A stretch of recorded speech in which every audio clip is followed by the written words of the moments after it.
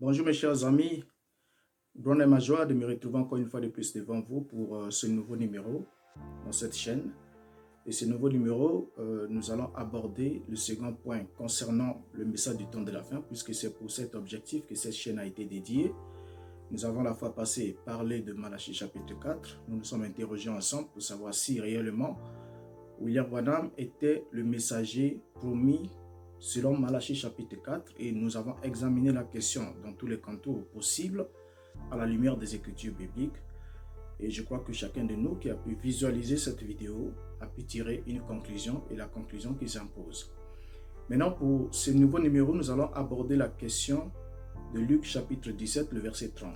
Pourquoi? Parce que ces trois Écritures, Malachie chapitre 4, Luc 17, 30 et Apocalypse 10, font partie des sous-bassements constitutifs de la mission de William Branham, comme il a su l'exclamer très fort, qu'il était venu pour accomplir ces trois Écritures qui sont des promesses relatives à l'Église et au temps des nations, comme il a toujours su le dire. Maintenant, pour ce numéro-ci, sûrement que nous serons un peu plus long comme la fois passée, ou bien un peu bref, peut-être en un seul numéro ou encore en deux épisodes.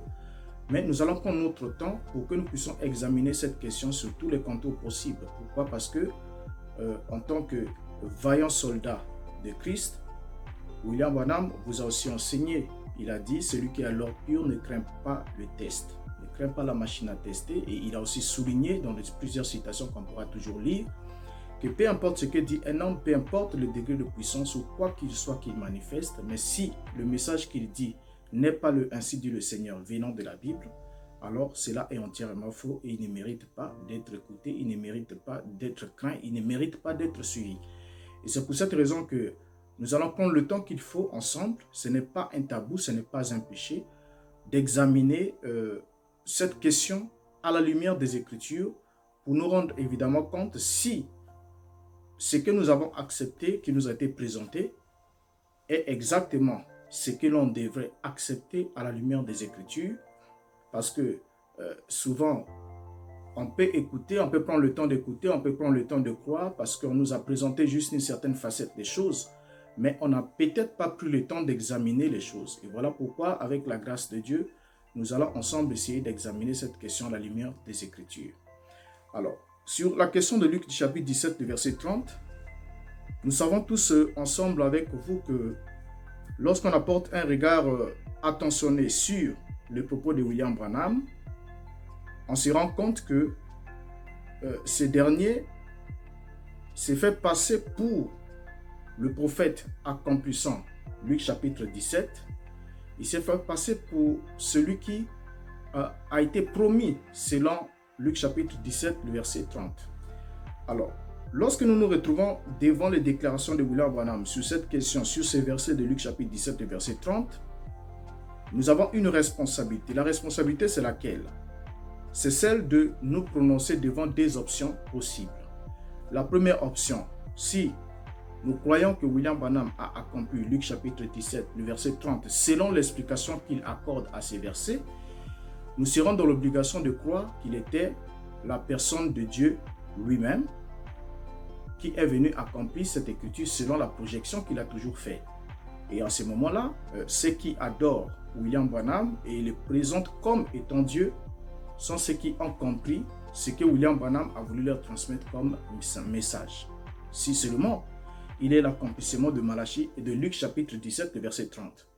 Mais si, d'un autre côté, on n'accepte pas qu'il était Dieu lui-même qui est venu dans la forme d'un homme, on serait alors obligé d'accepter qu'il était un séducteur. Donc, il n'y a que deux options possibles. Soit il est Dieu lui-même, fait chair, soit il était un séducteur et il n'y a pas de mesure intermédiaire pour dire non, je crois ceci, je crois cela. Non. Une fois que vous croyez, si vous avez réellement confiance, vous devez arriver à une conclusion nette. Donc, il n'y a pas de position intermédiaire, sinon vous allez renier l'infaillibilité des paroles de William Branham. Parce qu'il arrive souvent, lorsqu'on présente certains éléments concernant le message de William Branham, on se retrouve devant des gens qui prétendent croire en lui, mais qui font le choix des citations quand une citation n'est pas adaptée à leur conception, à leur façon de concevoir le message. Ils la laissent juste la mettre à côté, ils disent non, celle-là, bon, au fait, ils ne la considèrent pas et ils s'accrochent à une citation qu'ils pensent favoriser leur point de vue. Mais cela alors prouve dans votre conscience que soit vous êtes hypocrite, soit vous reconnaîtrez que le message de William Branham n'est pas infaillible. Et en ce moment-là, le pouvoir de l'infaillibilité tant clamé par beaucoup concernant le messager William Branham serait alors une utopie et une illusion à bannir. Alors sur cette question, on doit accepter soit dans les deux options comme nous l'avons dit, soit il était Dieu lui-même incarné dans la chair humaine, la personne de Dieu littéralement, soit il était un imposteur, un séducteur. Alors, prenons Luc chapitre 17, le verset 30. Nous savons que William Branham a fondé son ministère sur l'interprétation de certaines écritures, comme nous l'avons dit au début, Malachie chapitre 4, le verset 5 à 6, et en même temps,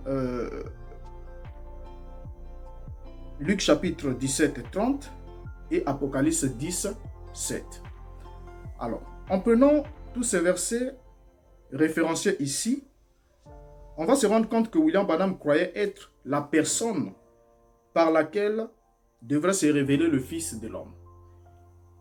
Et il a bien évidemment enseigné que Malachie chapitre 4, le verset 5 à 6, Luc 17, 30, Apocalypse 10, 7, se sont accomplis dans une seule personne, et cette personne par laquelle s'est accomplie toutes ces promesses, c'est bien évidemment lui-même la personne de William Branham. Alors, nous devons d'abord reprendre le contexte biblique de ces passages de Luc chapitre 17, ensemble, avec vous, pour nous rendre évidemment compte si le Luc chapitre 17, le verset 30, le passage sur lequel il fait référence, traitait évidemment ou encore promettait évidemment qu'un prophète viendra chez les gentils juste avant que le monde soit brûlé par le feu, comme il a su l'enseigner et le soutenir. Alors, nous devons d'abord répondre le contexte ici. Lorsque nous prenons Luc chapitre 17, le verset, on commence à partir du verset 25, parce que lorsqu'on lit un texte et on ne le prend pas dans tous les contours possibles, on peut alors facilement se tromper. Et c'est même William Branham qui a donné cette méthode de lecture. Il a dit, lorsque vous lisez une écriture, ne vous arrêtez pas au verset qui est devant vous, mais prenez au moins 3 ou 4 versets avant et 3 ou 4 versets après et circoncisez la pensée pour saisir le contexte de ce qui a été dit, afin que vous ne soyez pas hors contexte pour ne pas donner une fausse interprétation. Alors, nous prenons Luc chapitre 17 à partir du verset 25 et nous allons le lire jusqu'au dernier verset de ce chapitre. Luc chapitre 17 à partir du verset 25. Je commence ici la lecture dans la Bible Parole de vie. Verset 25, il est dit, « Mais il faut d'abord que le Fils de l'homme souffre beaucoup et que les gens d'aujourd'hui le rejettent. » 26. « Ce qui arriva du temps de Noé arrivera de même au jour du Fils de l'homme. » Et quand nous prenons d'abord les deux versets ici, ils sont très fondamentaux.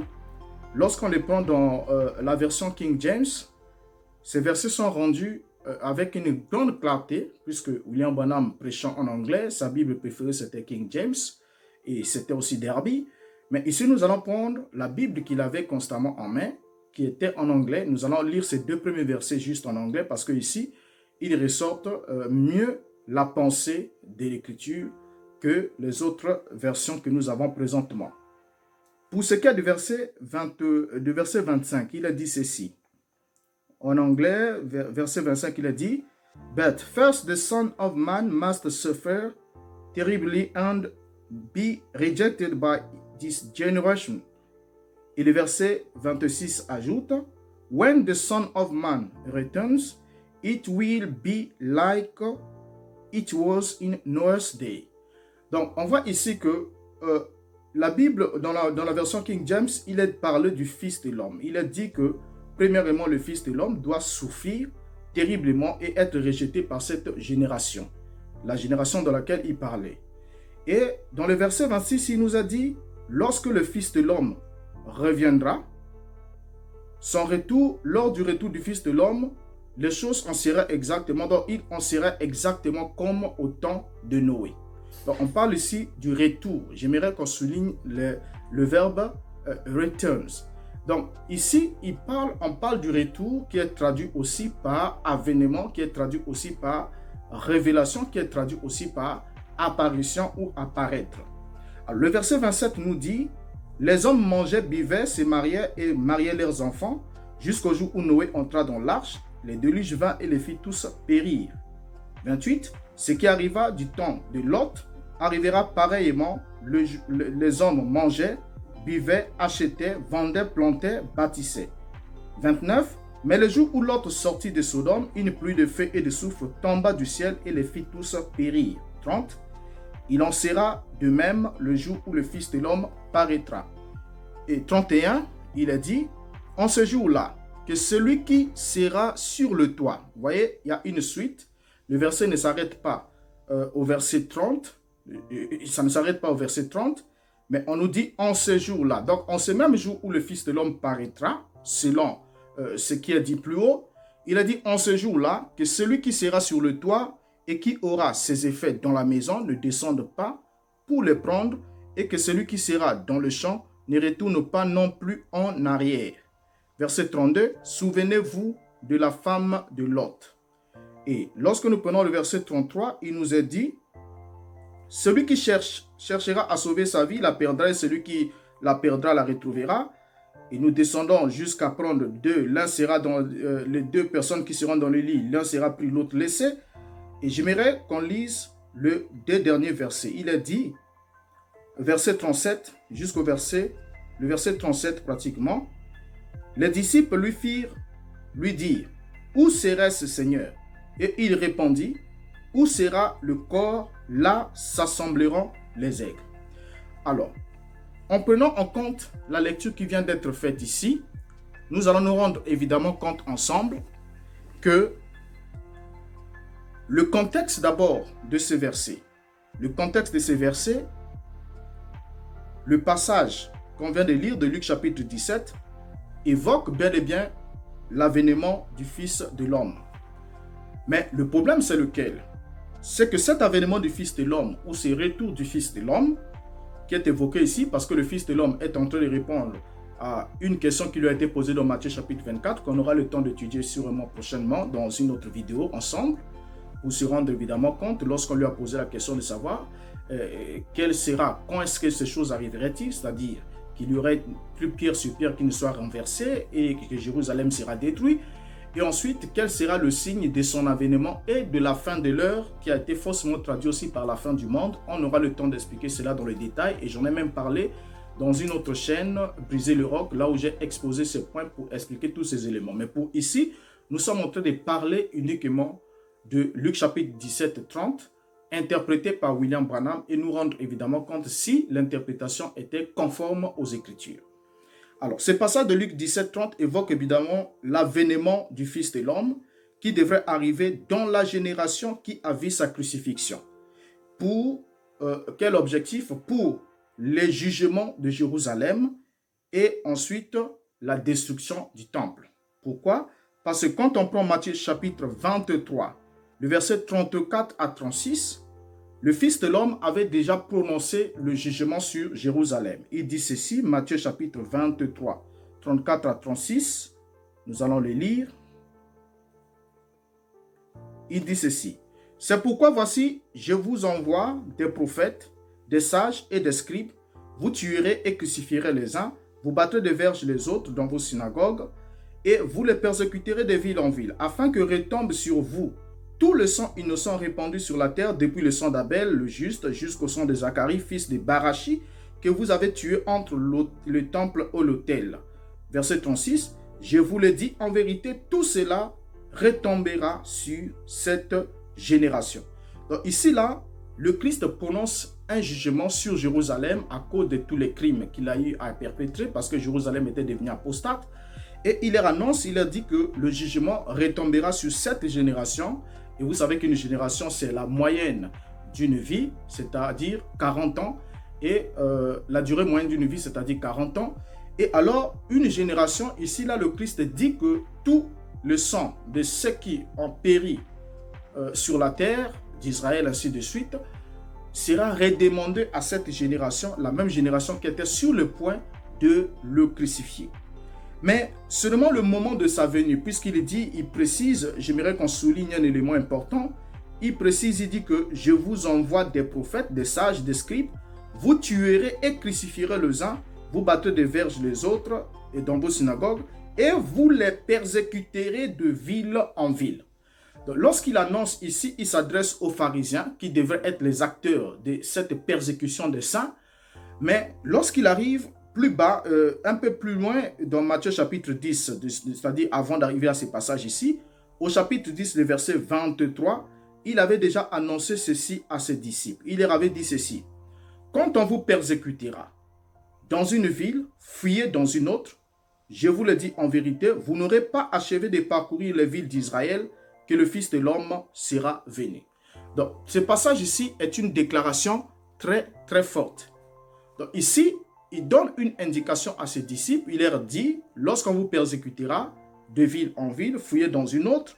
Et il leur précise, je vous le dis en vérité. Donc, ça veut dire que ce que je vous dis est l'absolue vérité. Ce n'est pas aléatoire, ce n'est pas un pronostic, mais c'est une prophétie dont le temps est marqué avec précision. Il leur dit, vous n'aurez pas achevé de parcourir les villes d'Israël que le Fils de l'homme sera venu. Bien, ça c'est d'abord le premier élément. Il faut comprendre, connaître d'abord quel est le moment de sa venue. Il précise que les disciples seront persécutés de ville en ville, mais avant qu'ils aient fini de parcourir toutes les villes d'Israël, lui, le Fils de l'homme, sera venu. Bien, on va se poser une question, c'est laquelle? Est-ce qu'il a dit vrai? S'il a dit vrai, alors il serait déjà venu depuis le 1er siècle, avant l'extinction de tous ses disciples, avant que ses disciples aient fini de parcourir toutes les villes d'Israël. Et cette venue n'est rien d'autre, n'a rien de différent avec ce qui est mentionné dans Luc chapitre 17, le verset 30 et tous les autres versets que nous avons lus, c'est le même événement. Et ici, il est précise, et j'aimerais qu'on lise encore Matthieu chapitre 16, le verset 28. Au chapitre 16, le verset 28, il leur dit ceci. Je vous le dis en vérité. D'abord, le verset 27, il dit, car le Fils de l'homme doit venir dans la gloire de son Père avec ses anges, et alors il rendra à chacun selon ses œuvres. Verset 28. Je vous le dis en vérité, quelques-uns de ceux qui sont ici ne mourront point, qui n'aient vu le Fils de l'homme venir dans son règne. Donc ici, pour certains, ils se sont dit, écoutez, quand le Christ disait ça, 6 jours plus tard, parce que le passage qui suit dit, 6 jours plus tard, il amena 4 disciples sur la montagne et fit transfigurer. Et il y en a qui ont dit, c'est effectivement à ce moment-là qu'ils ont vu la venue du règne, ils ont eu la vision de la venue du règne. Or, c'est archi faux. Pourquoi? Parce que dans la déclaration de Christ, il n'a pas dit que vous ne mourrez point avant que vous voyez la venue. On aurait dit que cette vision-là était un accomplissement de cette promesse. Mais il leur a dit, quelques-uns d'entre vous ne mourront point. Donc, lorsqu'il dit quelques-uns, ça veut dire qu'il fait une exception. Ça veut dire quoi? C'est très simple. Ça veut dire que quelques-uns mourront, mais vous ne mourrez point tous. Il y en aura au moins un qui sera témoin de la venue du royaume. Donc ici, lorsqu'on regarde ces versets, on doit alors se rendre compte que le Fils de l'homme doit venir. Et lorsqu'il vient, il vient précisément pour faire quelque chose. Qu'est-ce qu'il vient faire? Il vient, premièrement, comme il a dit, pour punir les vignerons homicides de la parabole des vignerons homicides. Là où nous connaissons l'histoire, comment les vignerons avaient tué tous les serviteurs qu'envoyait le maître, et jusqu'à ce que, à la fin, Yeshua, lorsqu'il pose la question aux disciples, il leur dit dans Matthieu chapitre 21, le verset 41, il leur pose cette question. Lorsqu'il leur pose la question de savoir, lorsque le maître de la vigne viendra, que fera-t-il à ceux qui ont tué tous les serviteurs jusqu'à tuer même le fils? Ils vont répondre au verset 41, Matthieu 21, verset 41. Ils lui répondirent, il fera périr misérablement ces misérables et il affermera la vigne à d'autres vignerons qui lui en donneront le produit au temps de la récolte. Verset 43, c'est même le Christ qui leur répond, il dit, c'est pourquoi je vous le dis, le royaume de Dieu vous sera enlevé et sera donné à une nation qui en rendra les fruits. Donc à partir de ce moment, on se rend évidemment compte que avant que le royaume soit enlevé à Israël, ce qui constituait la ville nationale juive, c'était la ville de Jérusalem, c'était le temple avec une sacrificature, avec le culte mosaïque et toutes ces choses.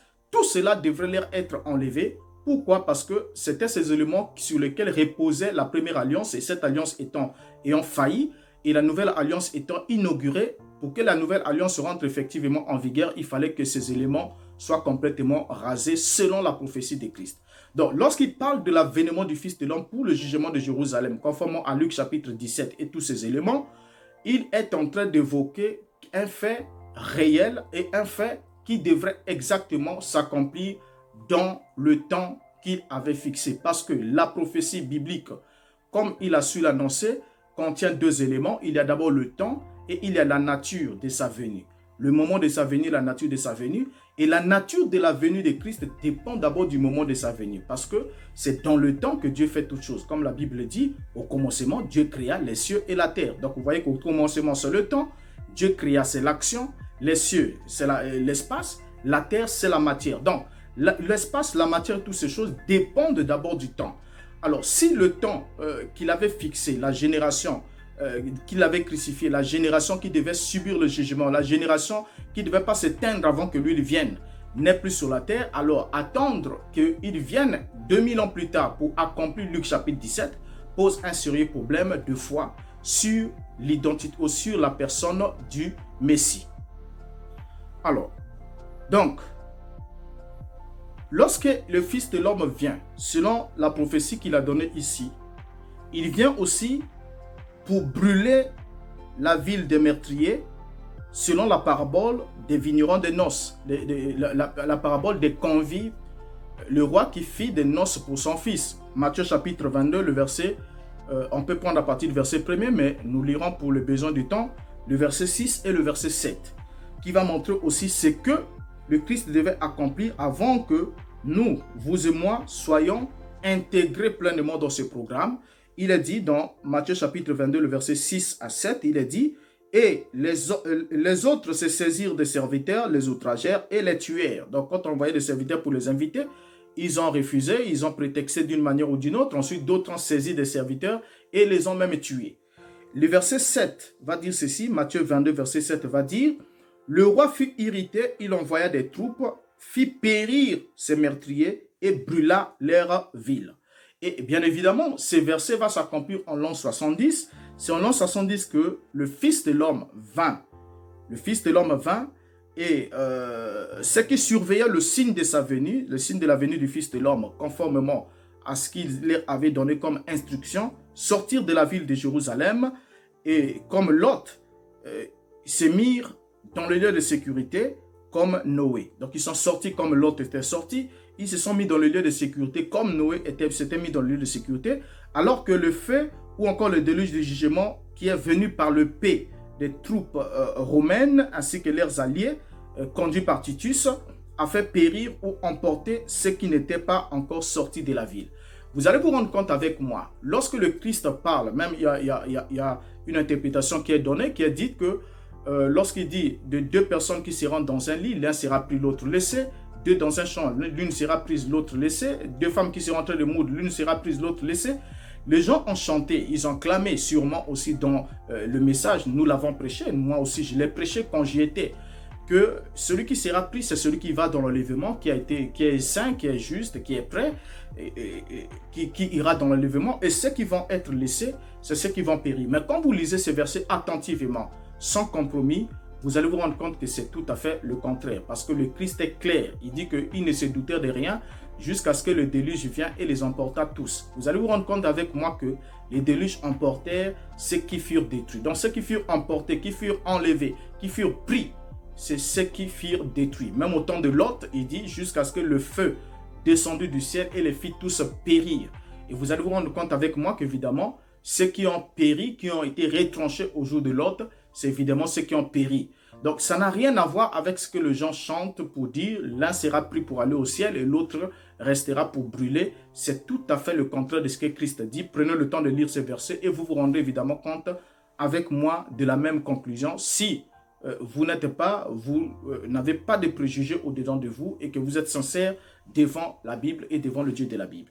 Donc, sur cette question, on se rend évidemment compte que le signe final qui était donné aux disciples concernant la désolation, l'approche de la désolation de Jérusalem, c'était évidemment le rassemblement des aigles. Parce que le dernier verset va nous dire, là où, lorsque les disciples posent la question de savoir, qui leur donne l'explication sur ce qu'il venait de leur donner, de leur dire, il leur dit que là où sera le corps, ou là où sera le cadavre, là où sera le corps, là s'assembleront les aigles, ou encore, là s'assembleront les vautours, selon d'autres traductions.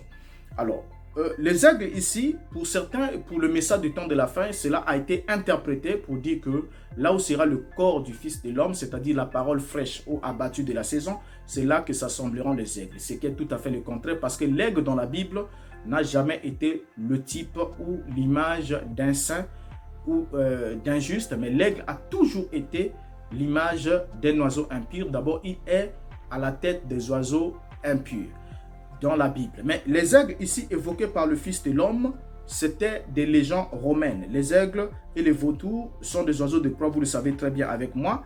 Et ils étaient en même temps l'emblème et les divinités des légendes romaines. Toutes les légendes romaines, ceux qui étudient l'histoire, vous allez ouvrir vos livres d'histoire et tout, vous avez toutes les possibilités pour les vérifier. Vous vous rendrez compte que les légendes romaines voyageaient ou encore se déplaçaient pour aller au combat avec les têtes d'aigle. Et ces têtes d'aigle-là étaient d'abord leur symbole, leur divinité. Ils les vénéraient même.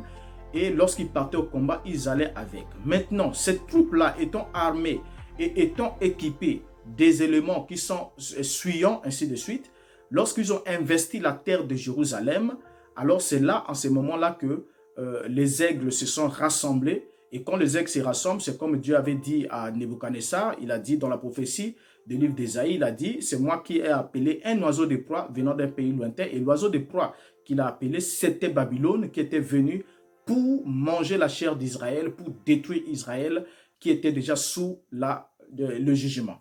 Donc ici, là, lorsque le Christ dit, là où sera le cadavre, vous savez que c'est un corps sans vie, c'est-à-dire un corps, un peuple qui n'avait plus la vie de Dieu, un peuple qui était soumis au jugement.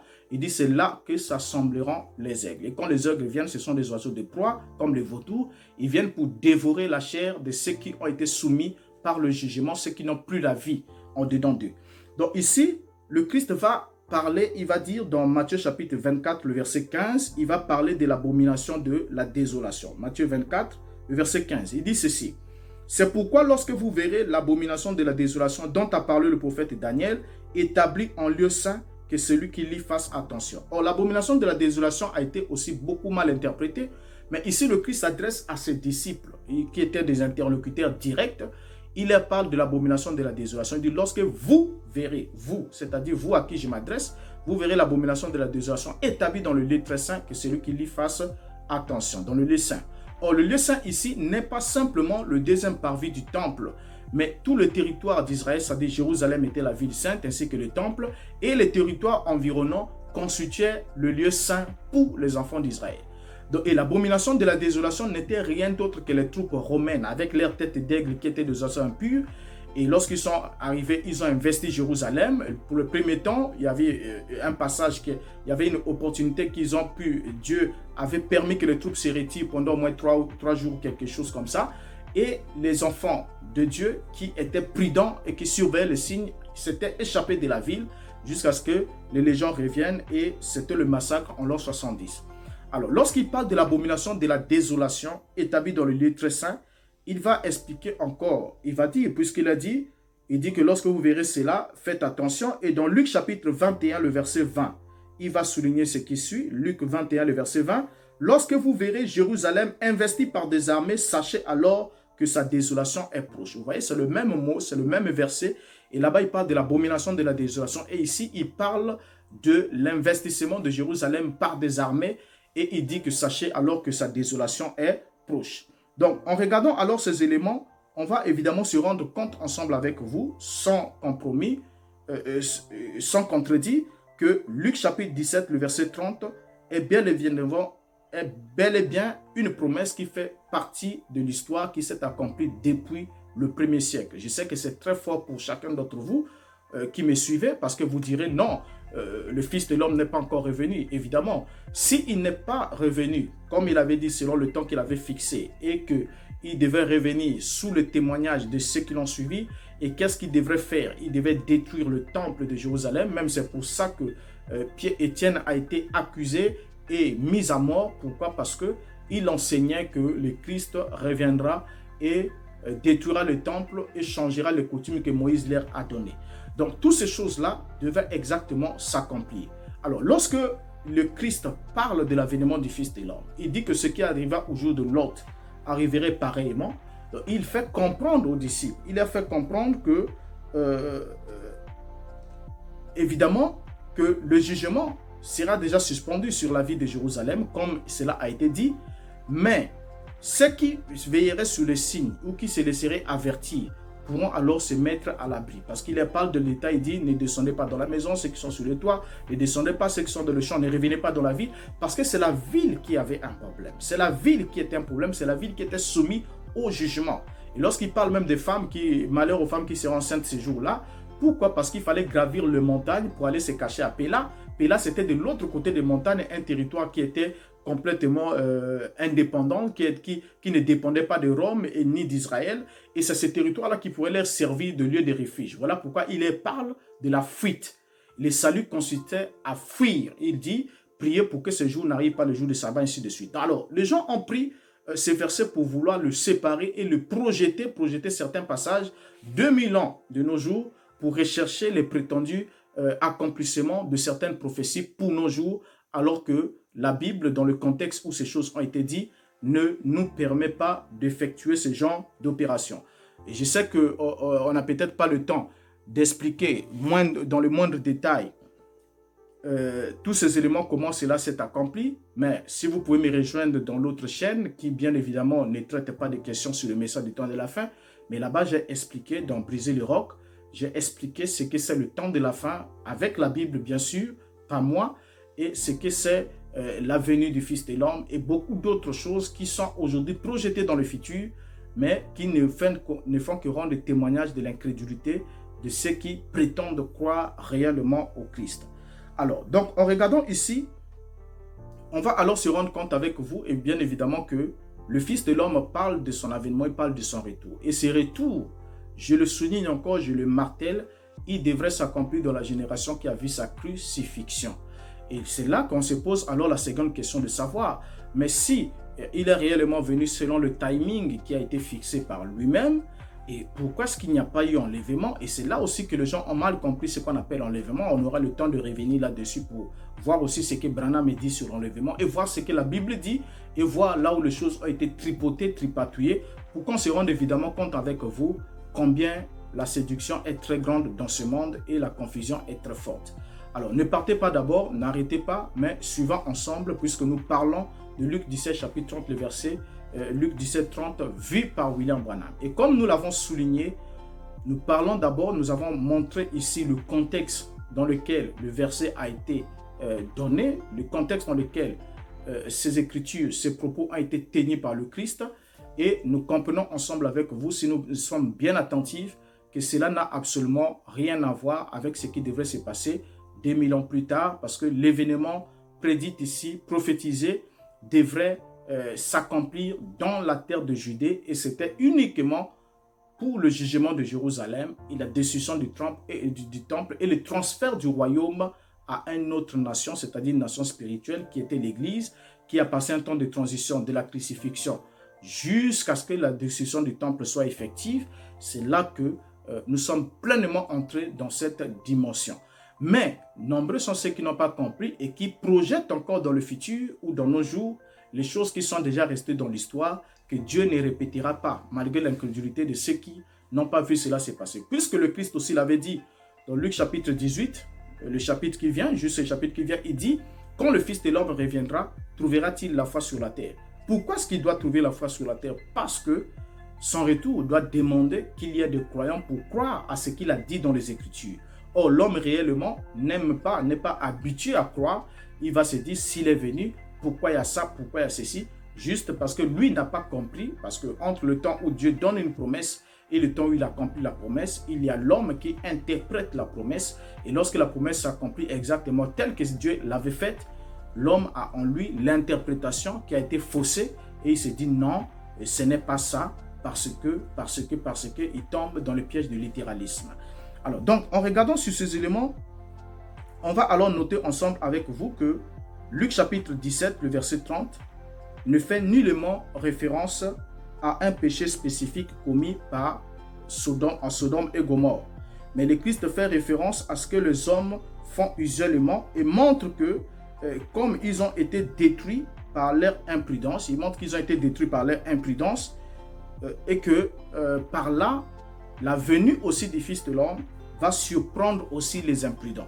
Voilà pourquoi il demande aux disciples, lorsqu'il parle aux disciples, il leur dit « Veillez et priez ». Lorsqu'il leur parle de veiller et prier dans Matthieu et dans Marc aussi, il ne leur dit pas de faire de veillées et de prières, mais il leur demande de surveiller le signe, de rester en prière, c'est-à-dire en communion avec Dieu, et de surveiller le signe qu'il leur a donné afin de savoir à quel moment quitter la ville parce que sa désolation sera grande. Et c'était une affaire qui s'est réellement accomplie au 1er siècle. Nous sommes là en l'an 70 que cela s'est réellement accompli. Donc, parlons ici de Luc chapitre 17, le verset 30. Lorsque Branham évoque la question de Luc chapitre 17, le verset 30, comme vous le savez, Branham est en train de parler et dit que ce monde dans lequel nous sommes présente déjà toutes les caractéristiques de Sodome, c'est-à-dire il y a l'homosexualité, il y a le péché, et c'est à cause de ce péché-là que Dieu avait détruit le monde de Sodome et Gomorrhe. Et comme ce péché est arrivé sur la terre, en ce moment-ci, Dieu aussi s'apprête à détruire ce monde. Mais le péché spécifique de Sodome n'est pas évoqué ici dans le contexte de Luc chapitre 17. Le Christ parlant ici n'a même pas parlé du péché de Sodome. Il a juste parlé du fait que les hommes mangeaient, vendaient, plantaient, bâtissaient, les activités qui n'avaient rien à voir, mais qui avaient juste pris la priorité et qui témoignaient de l'abondance dans laquelle vivait le peuple et de leur insouciance vis-à-vis du jugement divin, vis-à-vis de la parole de Dieu. Alors, partons de ce point, on peut alors se poser une question. Comment est-ce que l'enseignement de Branham peut-il s'adapter avec ce passage de Luc chapitre 17, verset 30? Lorsque Branham dit que le Christ a enseigné, il a dit que juste avant que le monde soit détruit par le feu, les choses en seraient exactement comme Sodome et Gomorrhe. Donc il y aura l'homosexualité partout et la présence de l'homosexualité sur la terre devient en quelque sorte comme le signe précurseur du jugement. Et avant que ce jugement ne vienne, le Fils de l'homme devrait venir dans la chair humaine. Nous prenons le temps de lire la citation de Branham là-dessus pour qu'on se rende évidemment compte de l'erreur fatale qui fait qu'aujourd'hui, beaucoup se sont trompés, d'autres prennent cela pour un acquis, pour une évidence, alors que bibliquement, cela est archi faux. Comment est-ce que l'enseignement de Branham peut-il s'adapter avec ce passage de Luc chapitre 17, verset 30?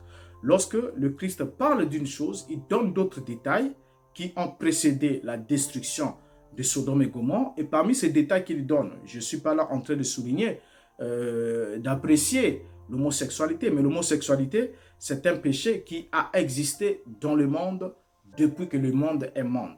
Il a existé, Sodome et Gomorrhe, les deux anges ont failli être connus par les habitants de Sodome et Gomorrhe. Et si cette pratique n'était pas courante, dans le monde en ce temps-là, on n'aurait pas la loi lévitique qui dit « tu ne coucheras pas avec un homme comme on couche avec une femme ». Donc s'il y avait cette loi, ça veut dire que cette pratique existait même en Israël. Et jusqu'à ce qu'on arrive dans Romains, on parle de ça, de gens qui ont changé l'usage naturel des choses. Donc ça a toujours existé. Donc s'il fallait regarder sur l'homosexualité pour établir que nous sommes réellement au temps où le jugement doit frapper la terre, alors là, on s'est trompé de période parce qu'il y a eu des périodes où les choses ont été pires que ce que nous voyons aujourd'hui. Quand aujourd'hui, ça devient un scandale, lorsqu'on voit un homme et un autre homme se marier, ça passe à la télé, quoi, les gens se scandale, tout ça. Non, mais si ça devient remarquable, ça veut dire que en proportion, c'est très faible parce qu'il y a eu un temps où c'était banal parce que ça se faisait comme... On peut juste regarder l'histoire. Il y a eu un temps où ça se faisait de façon massive, cette affaire-là. Alors donc, ça n'a rien à voir. Mais ce qui nous intéresse ici, ce n'est pas de faire l'apologie ou encore soutenir ce vice-là, parce que c'est un vice contre nature, ça nous le savons. Mais seulement ce vice ne fait pas partie des éléments qui ont déclenché le jugement sur Sodome et Gomorrhe. Et lorsque le Christ parle dans Luc chapitre 17, il ne fait même pas référence au péché de Sodome et Gomorrhe, mais il fait référence à autre chose. Alors, qu'est-ce que la Bible nous dit sur la nature du péché de Sodome? Pourquoi est-ce que Sodome et Gomorrhe ont-ils été détruits?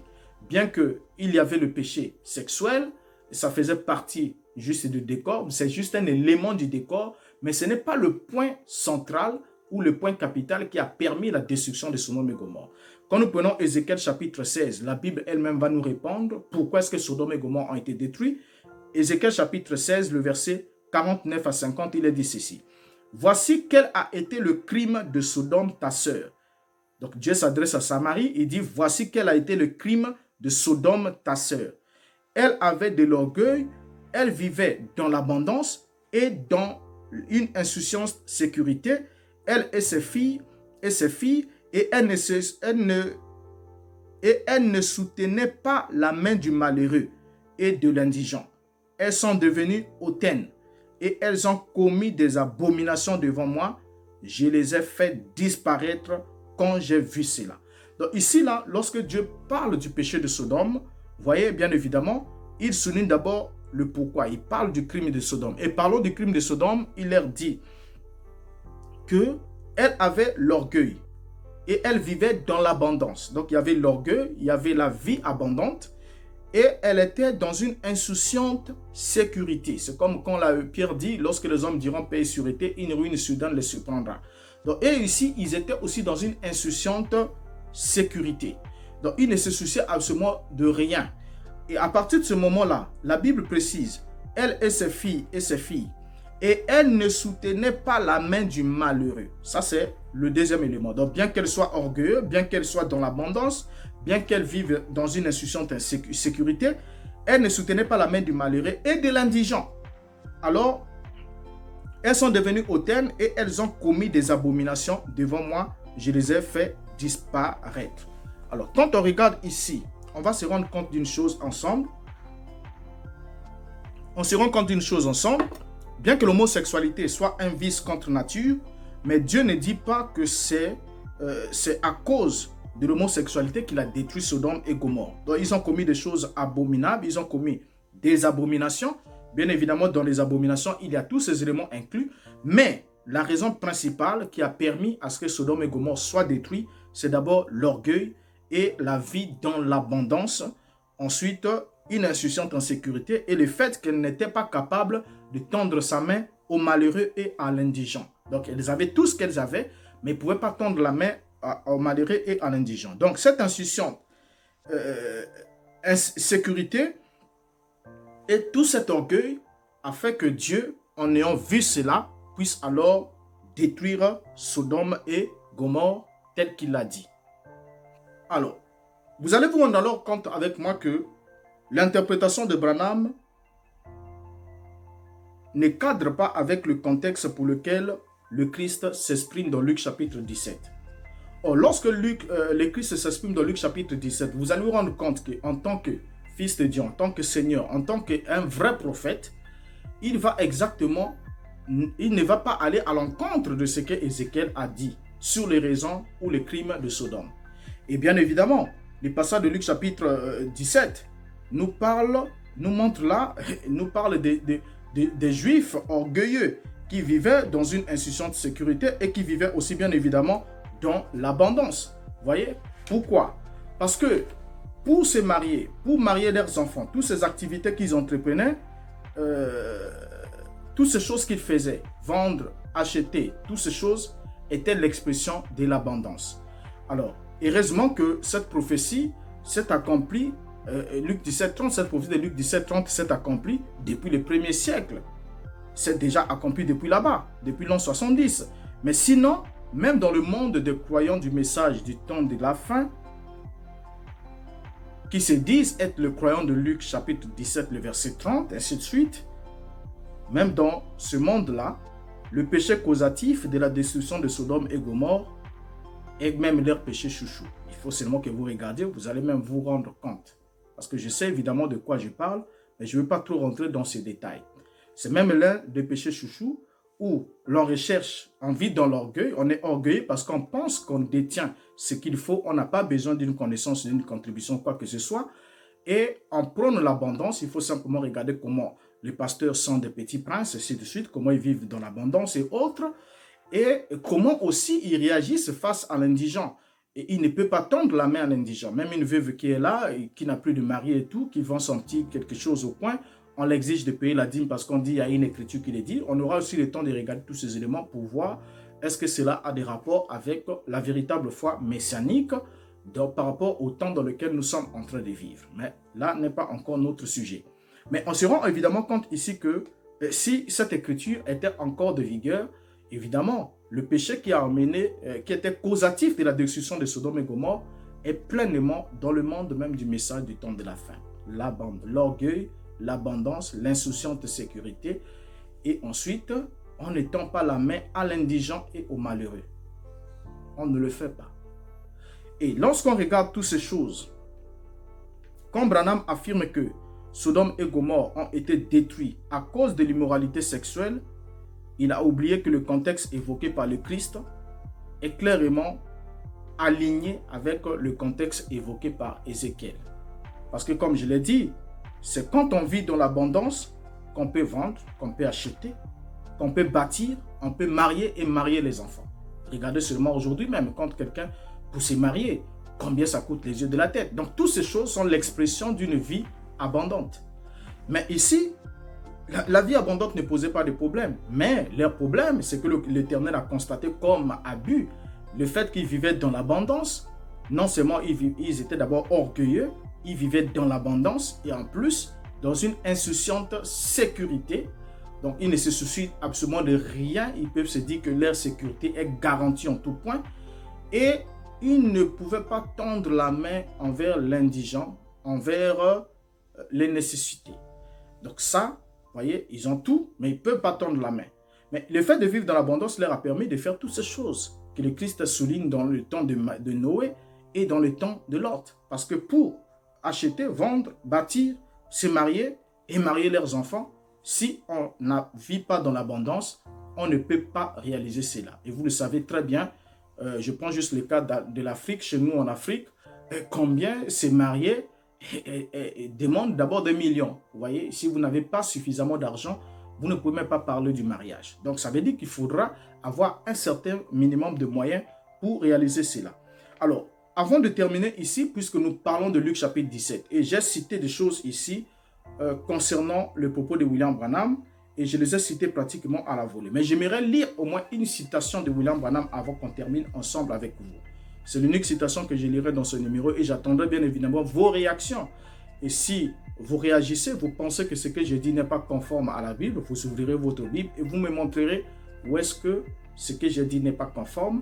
Et sûrement, ça aidera quelqu'un d'autre qui lira. Mais si vous restez silencieux après avoir observé cette vidéo et vous restez dans le silence, vous savez soit dire, soit vous boudez à côté, vous n'avez pas de contre-argument pour souligner, soit vous êtes conscient, Dieu vous a fait grâce de vous rendre évidemment compte que vous aviez suivi une mauvaise interprétation de Luc chapitre 17. Et ce qui entraîne aussi beaucoup d'autres chaos. Prenons une écriture ici pour soutenir ce que nous avons dit dans l'introduction, que quiconque croit que William Branham a accompli Luc chapitre 17, le verset 30, en nos jours, bien sûr, doit premièrement croire qu'il était la personne de Dieu incarnée sur la terre, de façon littérale. Donc on ne peut pas aller à gauche ni à droite. Ou encore, s'il ne l'était pas, alors il était un séducteur. Pourquoi? Parce qu'il a pris un verset qui s'est déjà accompli depuis le premier siècle et qui n'a rien à voir avec les nations, qui était réellement circoncis sur le territoire d'Israël et s'accomplissant en Judée et s'accomplissant au temps dit de la fin. Je l'ai expliqué aussi dans l'autre chaîne. J'aurai eu l'occasion de l'expliquer ici pour voir si même le vocable message du temps de la fin est convenable par rapport à la Bible. Pourquoi est-ce qu'on parlerait du temps de la fin aujourd'hui alors que c'est un temps qui vient de s'écouler depuis il y a de cela plus de 2000 ans, c'est-à-dire plus de 20 siècles. Bon, on reviendra, je sais que c'est des choses qui sont fortes, mais nous reviendrons avec des détails et vous allez vous rendre compte avec moi et découvrir aussi les failles qui ont fait que je ne fasse plus partie de ce mouvement comme vous êtes encore. Alors, donc, en regardant ici, je prends juste une citation et nous allons terminer avec cette citation de William Branham en prenant quelle est l'attraction sur la montagne, prêché le 25 juillet 1965. Pour soutenir mes propos, paragraphe 154 jusqu'au paragraphe 155. Je vais lire Branham.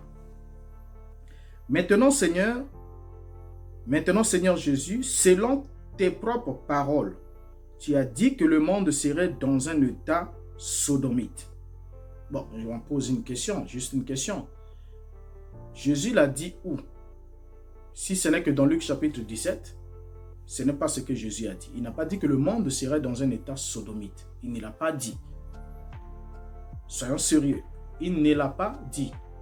Il dit ce qui arriva au jour de Lot arrivera pareillement à l'avènement du Fils de l'homme. Et il a aussi lui-même précisé quels sont les signes de cet avènement. Et il a aussi dit pourquoi est-ce qu'il devrait venir. Et évidemment, quand est-ce qu'il devrait venir. Et bien évidemment, en vérité, il a souligné. Et cela s'est accompli. Bon, continuons à lire William Branham. Il dit, nous savons ça, nous pouvons le voir. Et tu avais dit en ce jour-là, ce qui arriva à Sodome, il y a eu 3 messagers qui ont été envoyés au monde des nations et au monde des Hébreux. Regardez, pour William Branham, il fait d'abord dire à Christ ce qu'il n'a pas dit et il fait directement projection sur Genèse chapitre 18, l'épisode où Abraham a été visité par 3 visiteurs.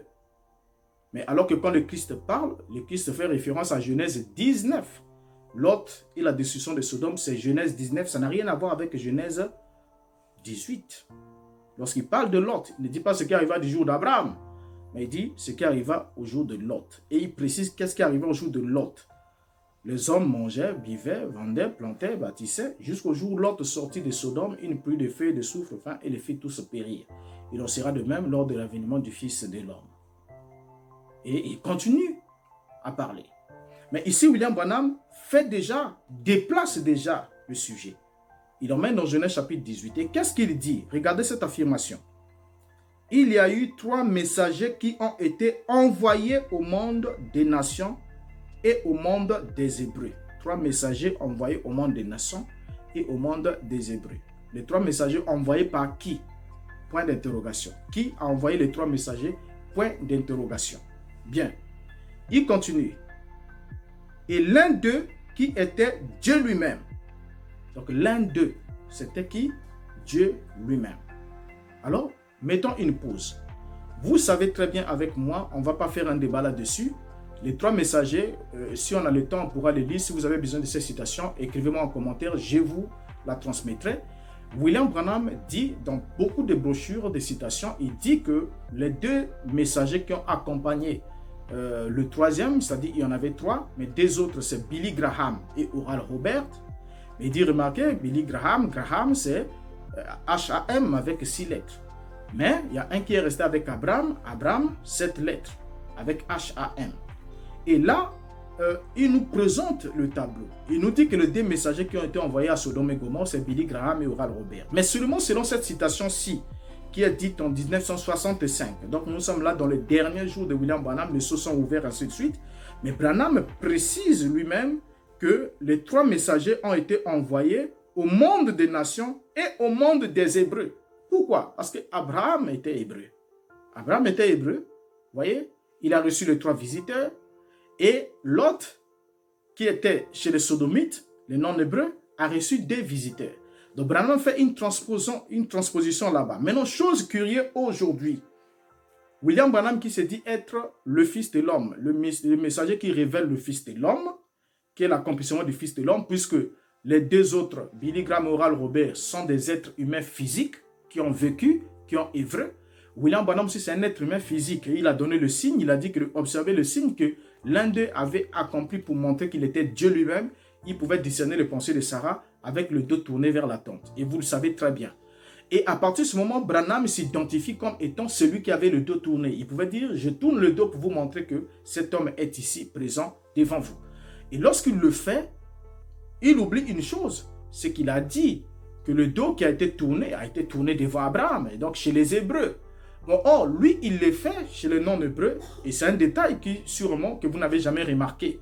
Mais il le fait chez les non-hébreux. Si seulement ce type-là, il pouvait s'arranger à fabriquer un type, pas selon Luc 17:30, parce que Luc 17:30 n'évoque pas cette question, mais s'il voulait fabriquer un type de ce genre, il ne devrait pas prendre la place de celui qui était resté avec Abraham, parce qu'Abraham était hébreu, ce n'était pas un homme de nation. Mais plutôt, C'est les deux autres qui sont, vous voyez, les tableaux déjà ne cadrent absolument pas. Pourquoi? Parce que William Branham prêche chez les nations et non chez les Hébreux, et il a exercé tout son ministère jusqu'à sa mort sans même arriver à Israël ou à Jérusalem, comme nous l'avons vu dans le numéro de Malachie chapitre 4. Et je continue à faire la lecture pour qu'on termine. Il dit ceci: l'un d'eux qui était Dieu lui-même, le Fils de l'homme, s'est révélé dans une forme humaine et a accompli un miracle en ce qu'il a dit à Abraham ce que Sarah faisait derrière lui dans la tente. Tu as dit que cela se reproduirait de nouveau quand le monde des nations tout entier sera dans un état sodomite. Et nous y sommes, Seigneur. D'autres prophéties confirment la même chose. Élie qui serait envoyé dans les derniers jours, l'esprit d'Élie sur la terre pour ramener le cœur des pères ou des enfants à leur père. Et je t'ai pris, ô Dieu, de confirmer en cette heure ta parole selon laquelle tu es le même hier, aujourd'hui, éternellement. Accorde-le, Père, ils sont tous à toi. Je t'ai pris d'accorder ces bénédictions et de confirmer ce qui a été dit pour la gloire de Dieu au nom de Jésus-Christ. Amen. Donc, remarquez ici avec moi, on a lu la citation, l'un des trois doit être Dieu lui-même, et en plus les trois doivent d'abord arriver, ils doivent arriver, comme il a dit, envoyés chez les nations et envoyés aussi chez les Hébreux. Mais celui qui a envoyé chez les Hébreux, qui a fait le signe, qui a tourné le dos, c'était bien évidemment Dieu lui-même, comme il a su le dire, et des autres ont été envoyés à Sodome et Gomorrhe. Mais selon l'explication de William Branham, les deux envoyés à Sodome et Gomorrhe, c'est Billy Graham et Oral Robert, qui sont allés vers les dénominations et vers ce qu'il appelle les vierges folles, les pentecôtistes et tout autre. Mais lui, il est resté avec prétendument l'épouse, alors que dans le tableau ici, il devrait rester avec les Hébreux et non avec les gens de nation. Bon, je n'aimerais pas contraindre là-dessus. Vous pouvez vous-même vous rendre évidemment compte et tirer la conclusion que lorsque on lit ces citations, ceux qui ont lu, qui ont compris les propos de Branham ici, ont fléchi leurs genoux, ils ont commencé à l'adorer comme étant Dieu lui-même. Il y a d'autres qui ont dit non, vous avez mal compris. Non, celui qui doit être adoré, c'est Jésus-Christ. Branham n'est pas Dieu, patati et patata. Quand on dit Branham n'est pas Dieu lui-même, en ce moment-là, on ne croit pas qu'il est celui qui a accompli Luc chapitre 17, le verset 30, selon son explication et sa compréhension, pas selon la parole de Christ, parce que selon Christ, cela a déjà été accompli et ce ne devait pas être quelqu'un d'autre qui devait venir l'accomplir. C'est lui-même, le Fils de l'homme, le même, qui reviendra dans la génération, qui est revenu dans la génération de sa crucifixion avant que tous ses disciples ne s'éteignent. Si bien évidemment vous croyez que ce qu'il avait dit est véridique. Alors sur ce point, on pourra alors mettre, je dirais pas fin, à cette partie sur Luc chapitre 17, verset 30. Nous avons pris le temps d'expliquer le contexte de Luc chapitre 17 et nous avons compris que cela était circoncis autour de Jérusalem et que ce qui a été dit est réellement arrivé puisque le Christ a dit qu'il reviendra. Et il est revenu, évidemment, nous avons vu le temple être rasé, Jérusalem être rasé, le temple être détruit. Et tout cela s'est exactement accompli dans la génération qui ne devrait pas passer sans que ces choses n'arrivent. Mais ici, William Branham, qui se présente comme étant Dieu lui-même, vous devez soit l'accepter ou soit reconnaître qu'il est un imposteur et il n'a pas accompli ces versets. Il faut prendre le temps d'être courageux. N'allez pas dire non, écoutez, c'est dans un sens, il y a aussi une autre citation qui dit. Non, quand déjà vous dites il y a aussi une autre citation, ça veut dire, vous pensez que l'autre citation que vous avez va invalider celle-ci. Maintenant, si vous avez des citations qui invalident d'autres, ça veut dire que le message n'est pas infaillible, le message est faillible et dépend de l'acceptation de chacun. Ce n'est même pas aussi pour rien qu'il y a beaucoup d'assemblées et chaque assemblée a son point de vue et sa vision doctrinale et il se cache derrière la citation où Branham dit l'assemblée doit être 100% d'accord avec la doctrine de son pasteur, l'interprétation des Écritures de son pasteur. Alors, sur ce point, j'aimerais vous dire au revoir. Si vous avez des suggestions, apportez-nous-les en commentaire. Et si vous pensez que ce que le Christ a dit sur Luc 17, 30 et ce qui a été expliqué selon le contexte de ces versets ne cadre pas avec les Écritures, bien que ça ne cadre pas avec le message, bien évidemment, puisque c'est du Tohibohi, mais si ça ne cadre pas avec les Écritures, prenez le temps de laisser un commentaire. Ça aidera sûrement quelqu'un qui lit même dans le silence, mais votre silence sera très éloquent et nous permettra de comprendre que vous avez compris ou soit que vous grognez juste à côté parce que vous avez d'autres intérêts que le royaume. Alors, jusqu'à ce qu'on se retrouve le samedi prochain, comme on a pris rendez-vous pour chaque samedi 18h, portez-vous bien et que le Seigneur vous garde. Et ma prière est que le Saint-Esprit et le Dieu créateur des cieux et de la terre puisse vous illuminer et vous permettre de vous rendre évidemment compte afin de ne pas vous laisser malmener dans cette supercherie, dans de mauvaises interprétations de l'écriture, parce que la mort est entrée dans le monde parce qu'une seule écriture a été mal interprétée.